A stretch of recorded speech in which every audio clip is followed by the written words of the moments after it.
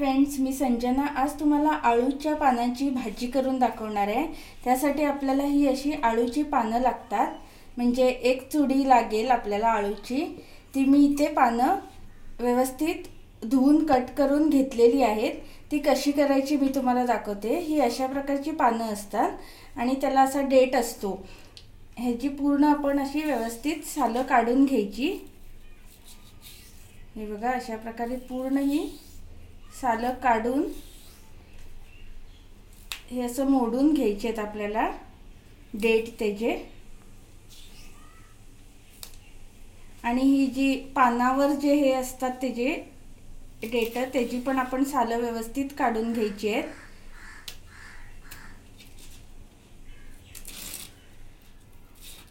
अशी व्यवस्थित सगळ्या साइडने काढून घेतल्यानंतर आपण ही देठ अशी मोडून घ्यायची आहेत आणि पानं अशी बारीक चिरून घ्यायची आहेत।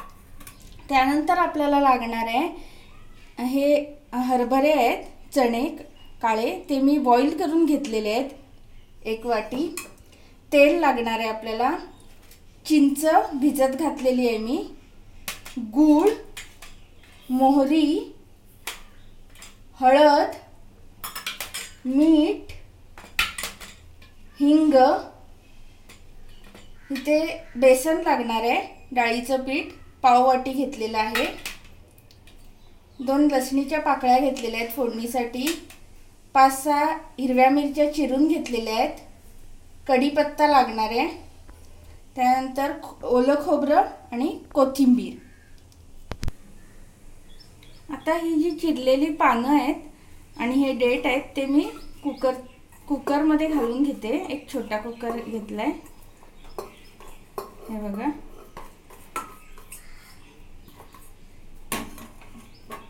त्यात आपल्याला थोडं पाणी लागणार आहे, एक अर्धा ग्लास।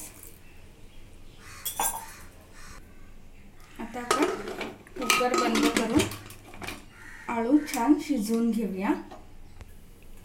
इथे मी कुकर लावलेला आहे, आळू शिजवायला ठेवलेला आहे। 2 ते 3 शिट्ट्या काढाव्या लागतील आपल्याला।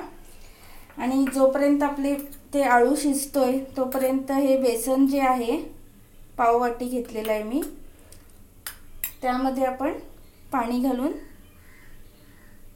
त्याची पेस्ट रेडी करून घेऊया थोडी, म्हणजे त्या गुठळ्या वगैरे व्यवस्थित मोडल्या जातील।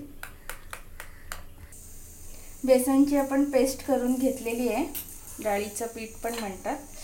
आता ह्या 2 लसूणच्या पाकळ्या आहेत त्या ठेचून घेते, फोडणीसाठी लागणार आहे।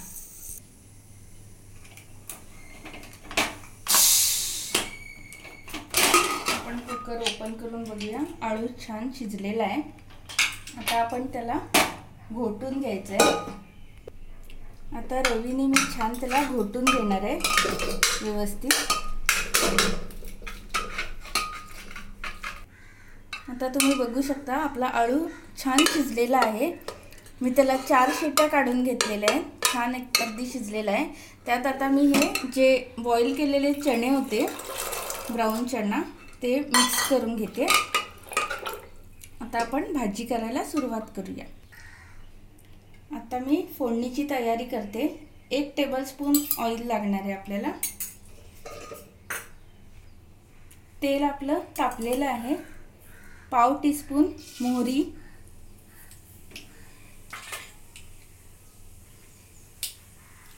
5 ते 6 चिरलेल्या ओल्या मिरच्या, कढीपत्ता,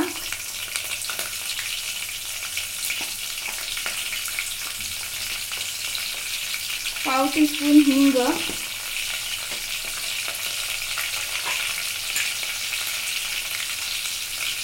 ही ठेचून घेतलेली लसूण आहे,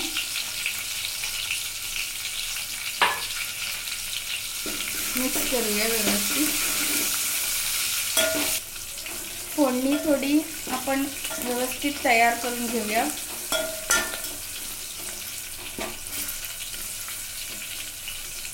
आता या फोडणीमध्ये मी हा शिजलेला आळू आणि हे चणे जे आहेत ते व्यवस्थित पूर्णपणे आपण घालून मिक्स करायचे आहे त्याच्यामध्ये व्यवस्थित। आता यामध्ये मी पाव टीस्पून हळद, चवीपुरतं मीठ,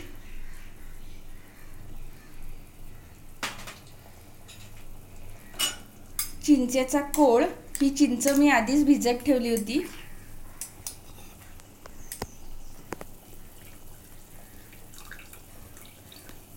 हे घालणं इम्पॉर्टंट आहे कारण का आळूमुळे घशाला खाज येते.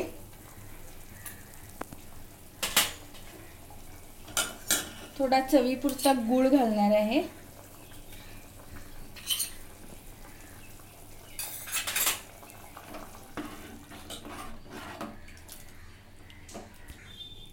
आता आपण ह्याच्यात हे बेसन जे आहे पाण्यात मिसळून ठेवलं होतं ते घालून घेऊया.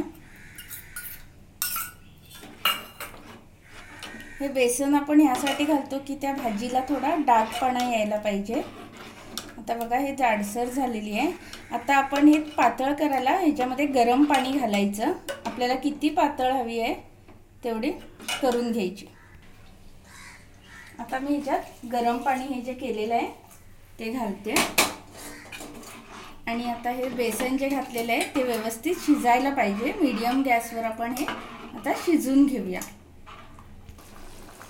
आपली भाजी आता शिजत आलेली आहे. आपण बेसन घातल्यानंतर हे असं ढवळत राहायचं आहे कारण का बेसन घातल्यानंतर गुठळ्या व्हायला नको म्हणून. आणि किती आपल्याला पातळ हवे ते तुम्ही बघून घेऊ शकता आणि किती जाड हवे तेवढी करून घेऊ शकता. आपण गरम पाणी ॲड केलेलं आहे तसं करून तुम्ही किती पातळ आणि किती जाड हवे ते तुमच्या ह्याच्यावर डिपेंड आहे. आता मी एवढी केलेली आहे बघा छान. आता शेवटचं म्हणजे ओलं खोबरं आणि कोथिंबीर. बेसन वगैरे शिजलेलं आहे. भाजी पण छान रेडी झालेली आहे. गॅस बंद करून घेते आणि तुम्हाला सर्व करून दाखवते. फ्रेंड्स, आपली आळूची भाजी रेडी झालेली आहे. आळूच्या पानांची भाजी. आणि तुम्ही हे नक्की ट्राय करून बघा. असे चणे वगैरे घालून छान टेस्ट येते आणि खूप जण शेंगदाणे वगैरे घालून पण करतात, पण मी हे असे चणे घालून केलेली आहे आणि छान लसणीची फोडणी वगैरे देऊन भाजीला छान टेस्ट येते. तुम्ही नक्की ट्राय करून बघा आणि रेसिपी कशी वाटली नक्की सांगा. जे नवीन पाहणारे आहेत त्यांनी सबस्क्राईब करायला विसरू नका.